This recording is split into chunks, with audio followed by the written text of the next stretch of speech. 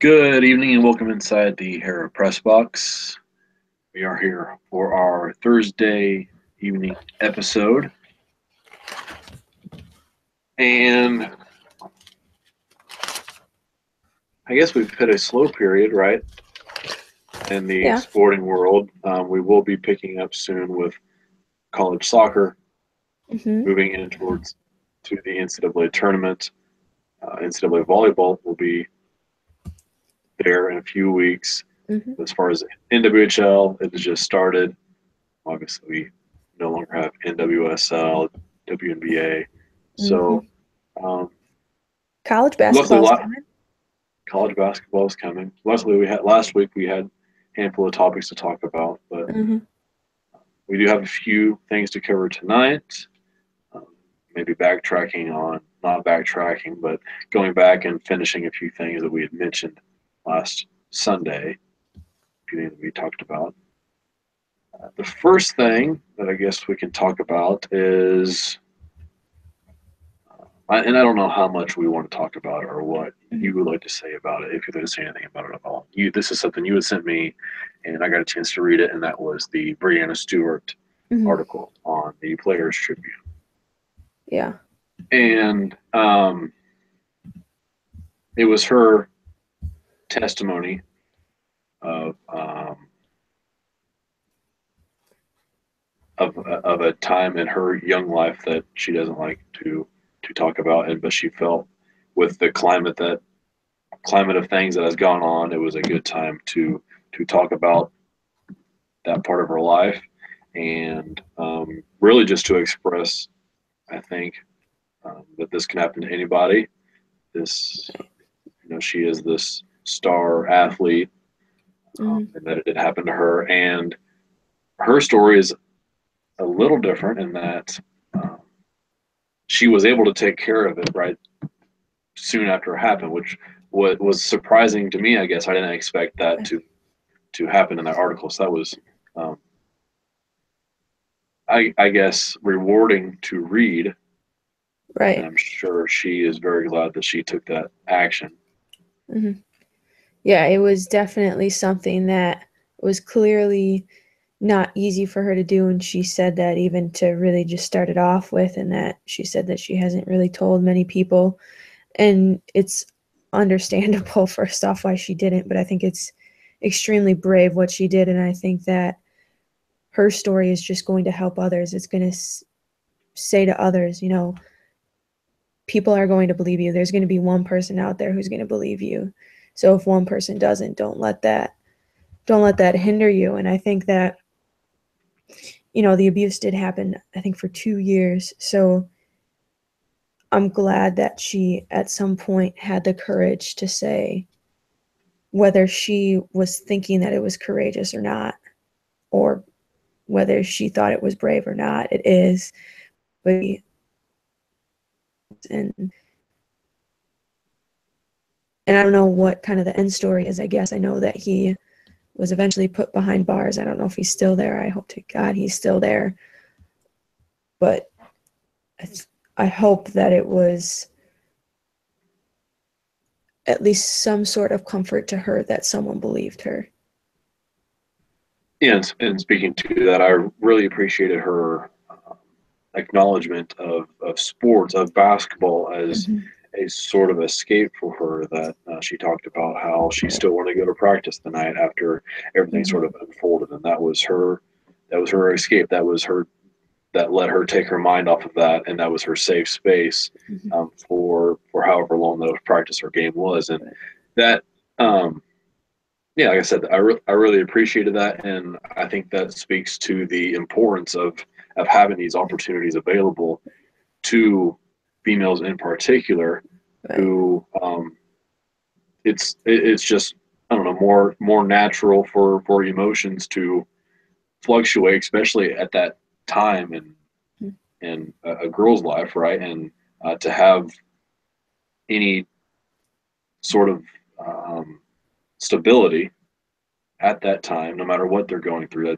That was great for her to point that out, Mm-hmm. and obviously, with my new position coming up in the spring, it's kind of something that I look forward to being able to provide, and Right. especially like we talked about for a whole episode, Hmm. the stable male in a Hmm. girl's life, to know that it's not all monsters out there, I guess. So that Right. was, I Right. enjoyed reading that into that. Yeah.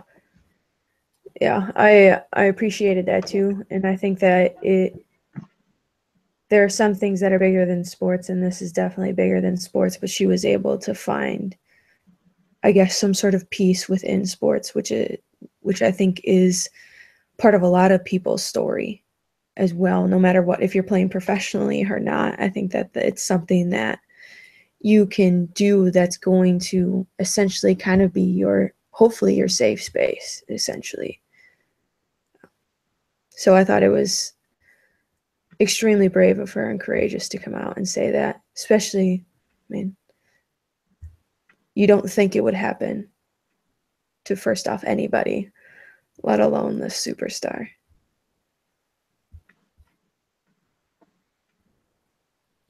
Yeah.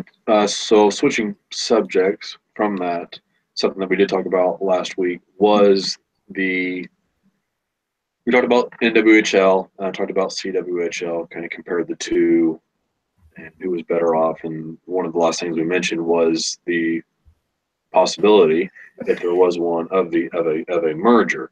And those three or four articles that I had just listed off from a quick Mhm. Google search, I think most of them were all from 2016, maybe one from 2015. Yeah. But as I just searched before we started the episode tonight, Hmm. uh, the New York Times just published an article earlier today that talked about the merger, and I think that was the one I sent you. It was, yeah, I think it was the one I sent you. It There, was the I want, star.com is the one that you sent me. and that was from, yeah. So from that was from the New York Times, from a Seth Berkman, November Hmm. 2nd. Yeah, so today's article, and in that one, yeah, so there are Olympic player quotes Yep. in that article talking about how they want one league. It Yeah. makes sense for one league. Yeah. They want to be playing with the best, and Hmm. this fork in the road that you have to decide which one you go to. And at one time, that was a easier decision if the player was worried about money. But now that the CWHL has started to pay their players, and the Hmm. NWHL has cut their salaries, that's filled between those two leagues. Right. So, assuming, well, not assuming, but thinking that if these two teams or two leagues stay separate down the road the next few years, it's interesting to think about which league these players will choose, if their Right. nationality will come into play. Yeah. Yeah. And we talked about it last episode too, and that it really just doesn't make sense to have two leagues. And if you're going to continue it in the way that you're continuing in, they're going to battle against each other. And at the end of the day, one of the leagues is going to end up adding a team in the other country. We've already seen the CWHL go to China. So for them to move into the US isn't illogical. Well, they are. Oh yeah, that's right. They have one team. That's They're right. in Boston. Yeah. So I I don't understand, I guess, the president behind keeping them separate. I understand that it's not going to be a quick fix and that it may take some time, but in the end, it's not going to be good because they're just going to be competing against each other.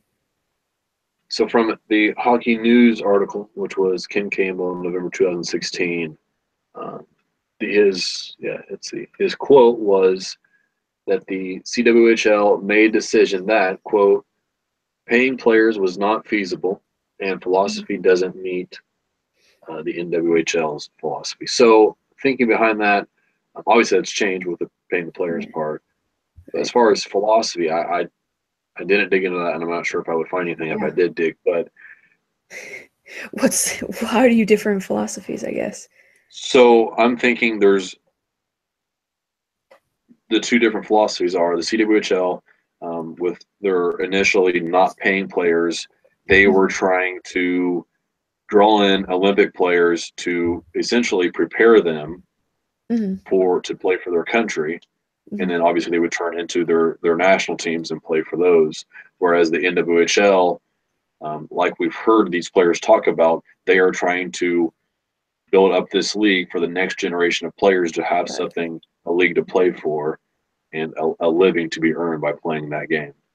Okay. Yeah. And And that's just, I guess. right. And then if that's essentially kind of the deal, then in my mind, those aren't two different philosophies that have to stand outside of each other. I think those are two philosophies that can go coexist within the same league.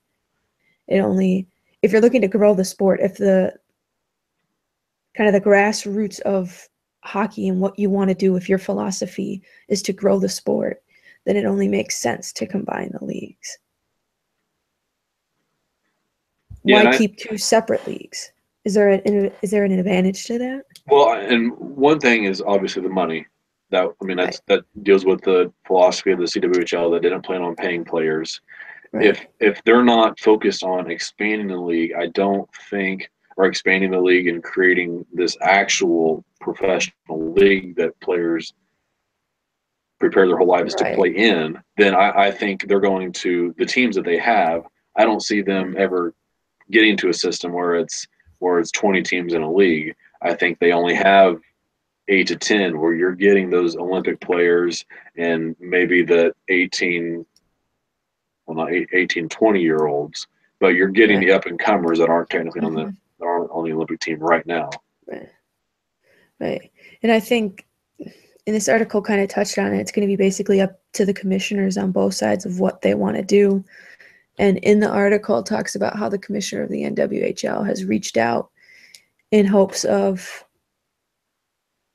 playing a game against each other or Yeah, the scheduling something. Yeah. champions of CWHL versus Yeah. NWHL. And Right. then a CW, I don't know if it's, I think it's in the article, the CWHL spokesperson said about Danny Ryland that, quote, however, she chose to start her own league.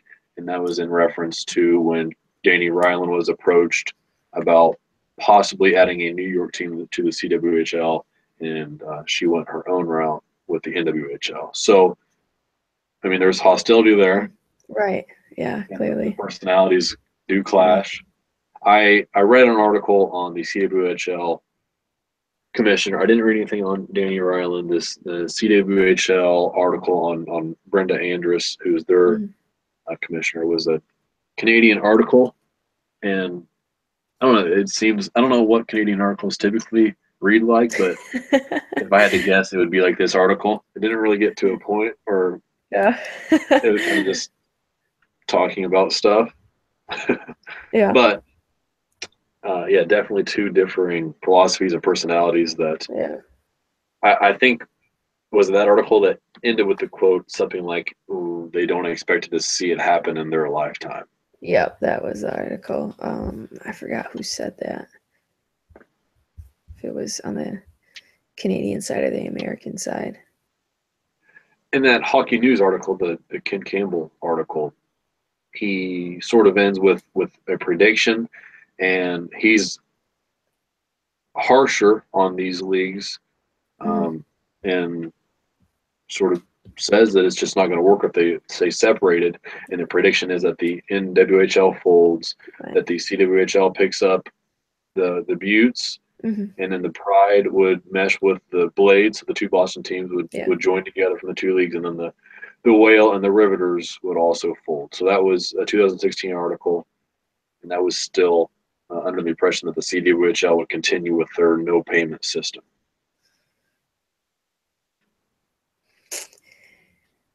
Yeah, I guess.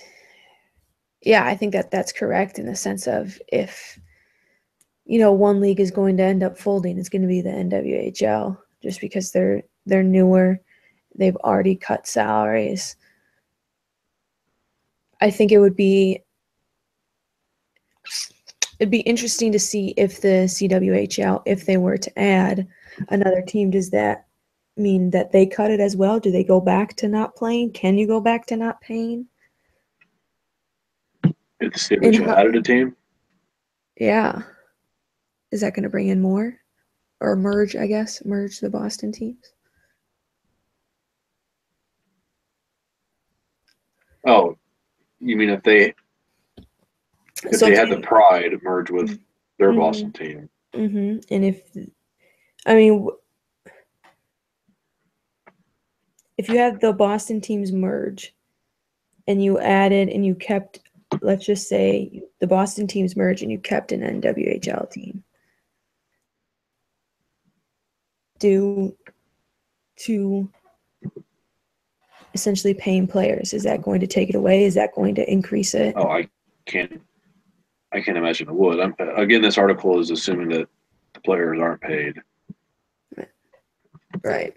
and I think that kind of goes along with the philosophy of if you're going to now need to absorb those Olympic players that chose the NWHL, you would need those additional 18, 20 roster spots, and that would what that Right. new team would provide. But now, if you add them and you are paying your players, I don't see that changing. I don't think they could punish Right. the other 150 players for adding another 20. Mm-hmm. Mm-hmm.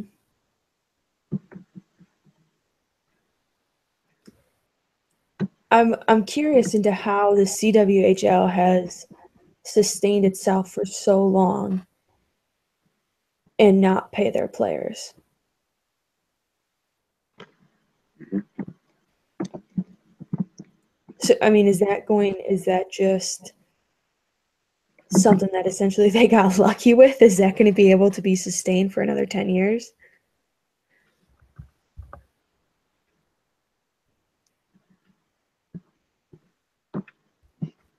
That I don't know. No, I don't know, and I don't know if that's something that would be public access to figure out how they're funded, what kind of donors there are in Right. place, sponsorship deals Mm-hmm. with those Canadian NHL teams that we talked about Right. last Sunday, like a Tim Hortons sponsorship. Mm-hmm. Yeah, in that article you sent, the CWHL, it says that it's continued to grow its network of sponsors. So I'm sure that that's how they're funded in main part. Mm-hmm.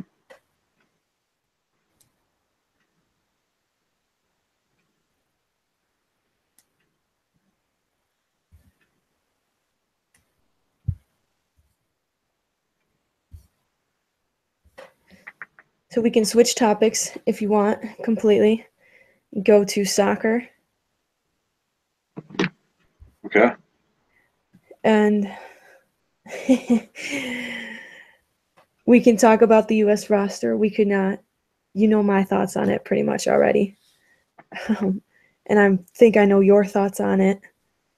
If you have anything outside of what we've already kind of discussed. So yeah, we talked about Andy Sullivan getting a call up, which is my biggest gripe. Mm-hmm. So camp begins when? I got to imagine I don't know when camp starts, but it's got to be this weekend, you would think. They play Thursday. Mm-hmm.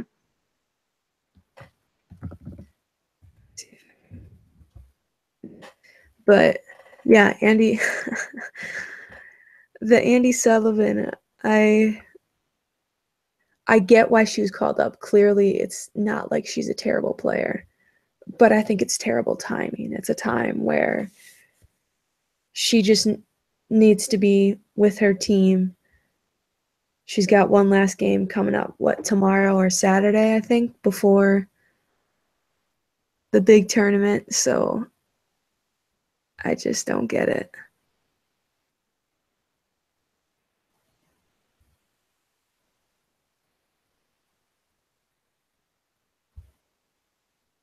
Yeah, they're not. I mean, they're not hurting for midfielders. They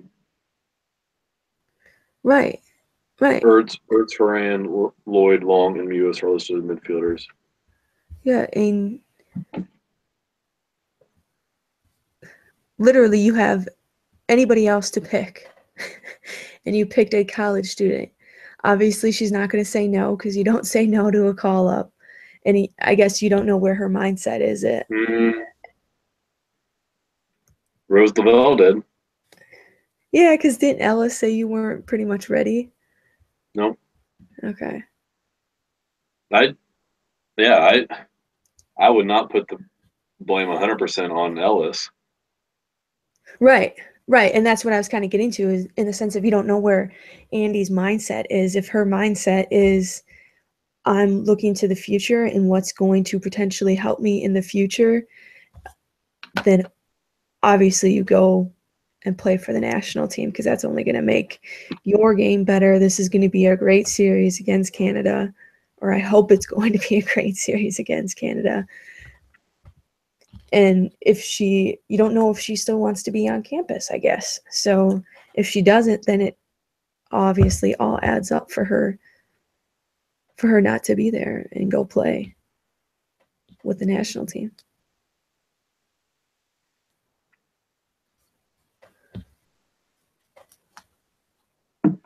And it's shaping up to so Selection Monday is on the 6th for college.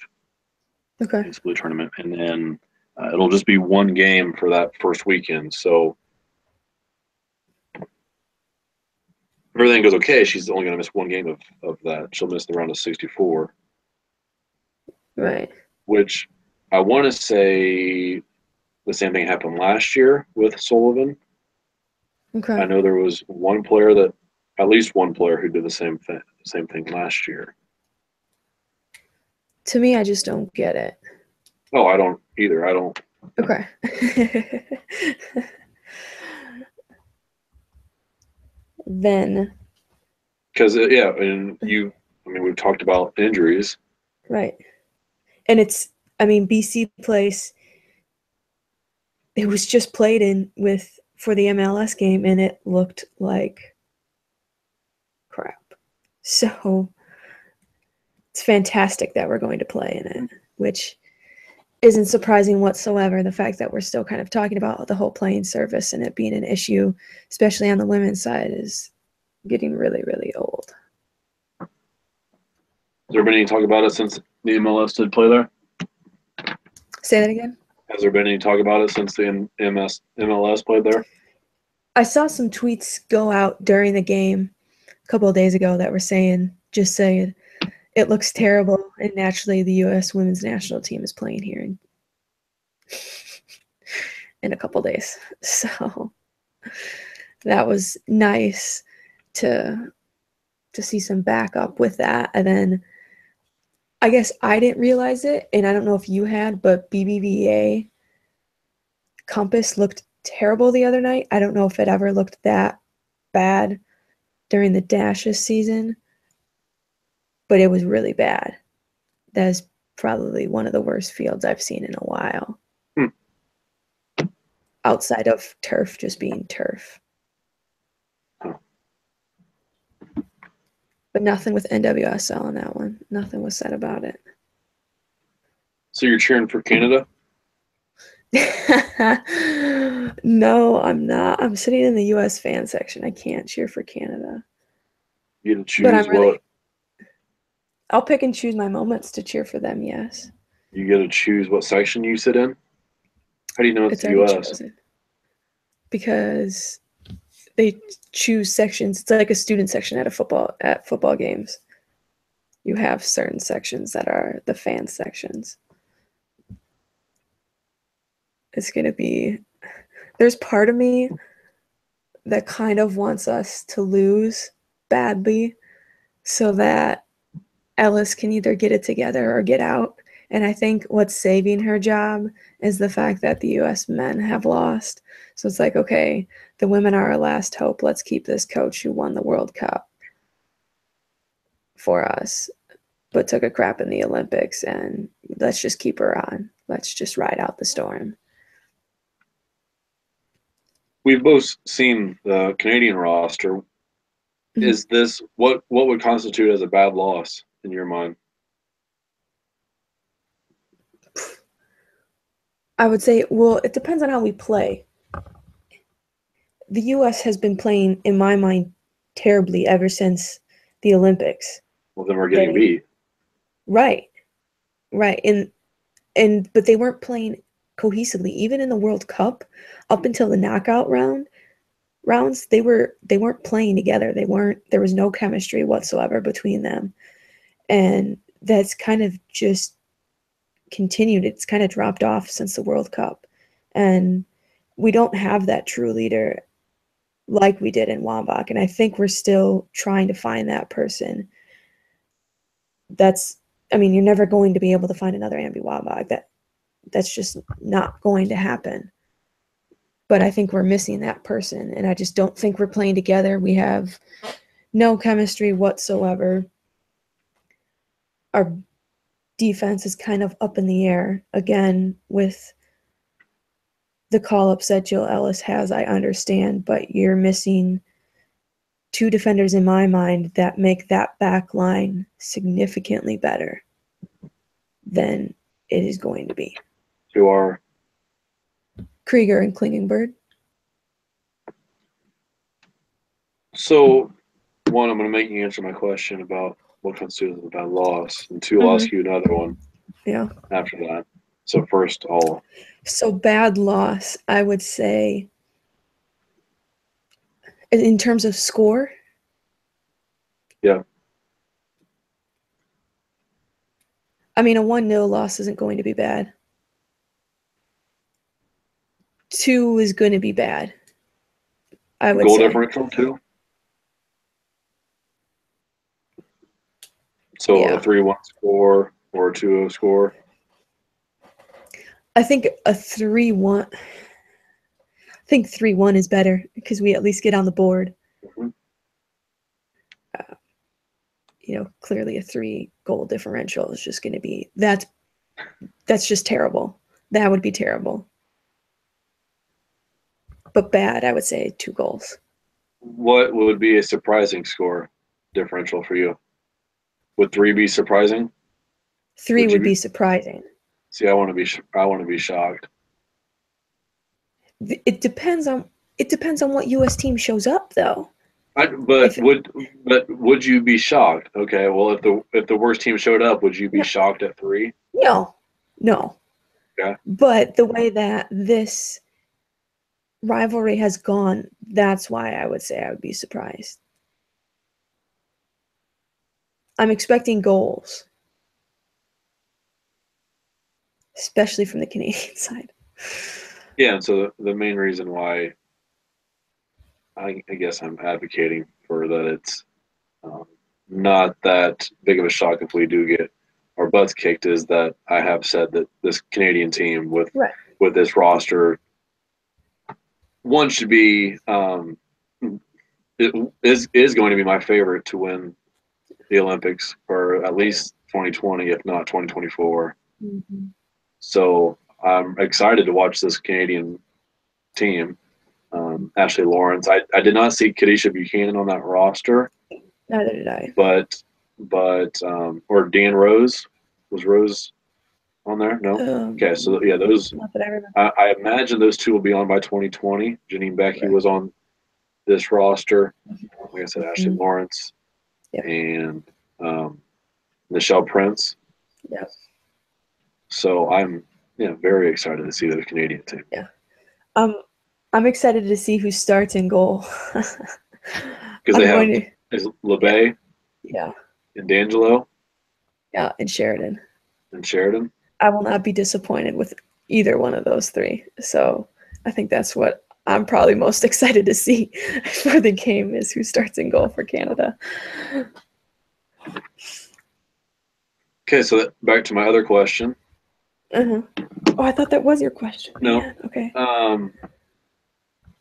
Let's see. So how many more rosters get announced before you give up on Krieger returning to the roster? In my notes for tonight's episode, and I can send you a picture, I said, seems like her time with the national team is over, which is extremely disappointing.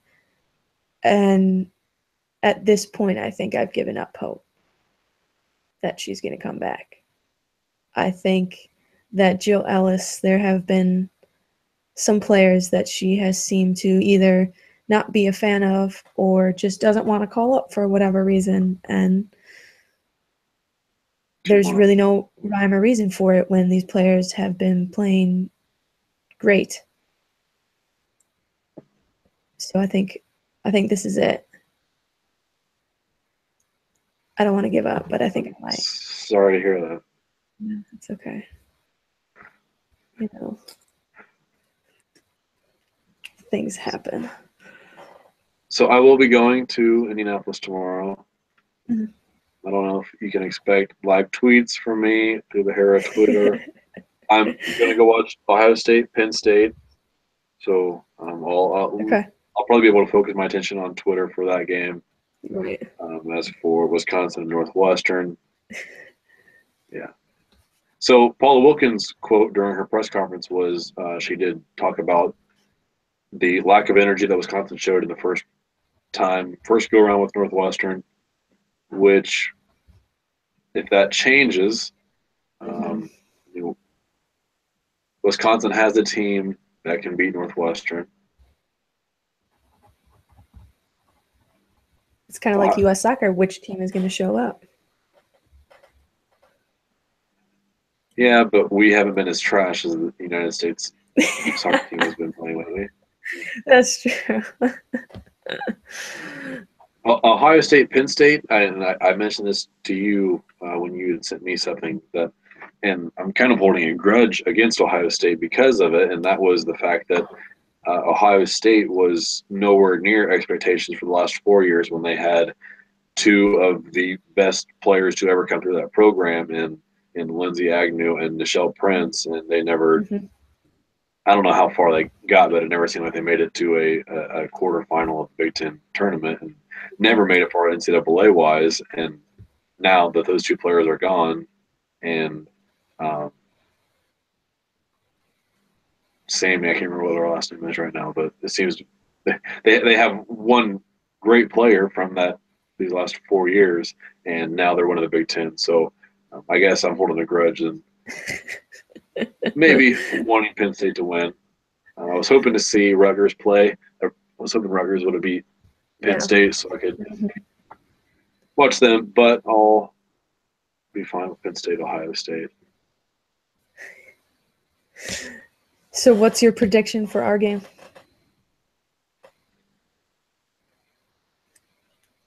So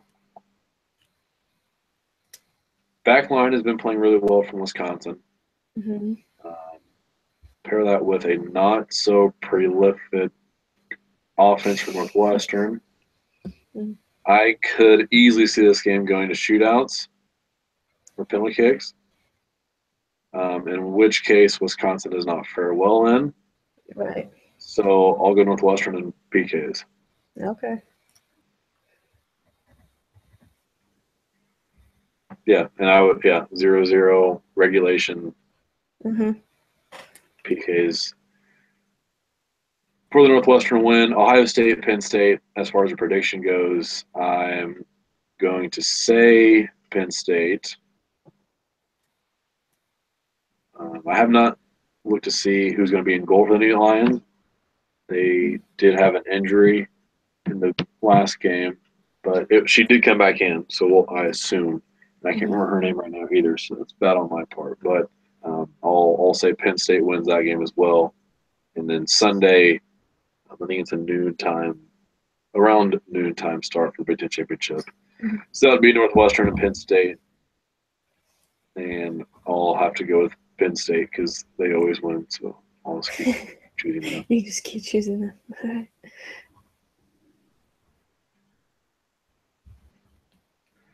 So yeah, there's my predictions. All right. I can handle that. I Um, hope we win, though.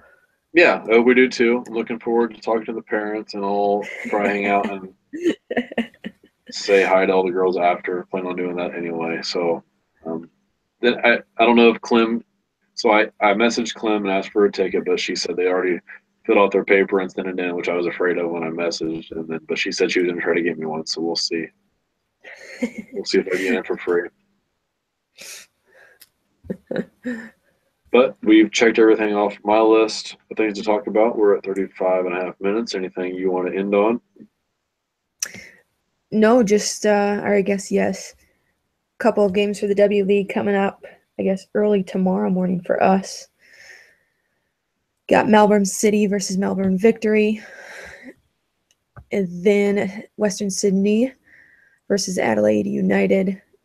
And then Saturday, our time, Newcastle versus Sydney FC and Brisbane Roar versus Perth Glory. Melbourne City's sitting at the bottom of the league. Of the table. Yep, at the very bottom. Which game are you watching? Well, so I have not. I think I'm gonna wait one more week. I may end up purchasing it after though. I'll probably do that. Would you say $5 a month? Yeah, it's $5 a month. It looks like you'll be able to watch the games after they happen. That was my main concern. If you're gonna only be able to watch them live, then there was no point in me getting it because I'm not gonna be able to stay up from 1:30 to 3:30 every Friday or Saturday to do so. So I think I'm going to give it a go. Caitlin Ford was tweeting about it last week that it was just terrible and she was unamused with it. Then I saw one of her latest tweets. It was saying that she got a direct message from this Oz.com saying that it should be all good to go this week. So I might give it a test run. And the replay is probably going to be better than the live stream. You think it'd be a little bit more difficult for the live stream than the replay. So I might not have much of an update next episode on it. Okay, no, that's fine. We'll listen whenever you're ready for the update. Anything else? No, that's it. That's it. Okay. Well, then we'll be back probably on Sunday evening. Talk about a few different things, and we'll talk to you then. So thanks for talking about the Hair Press Box.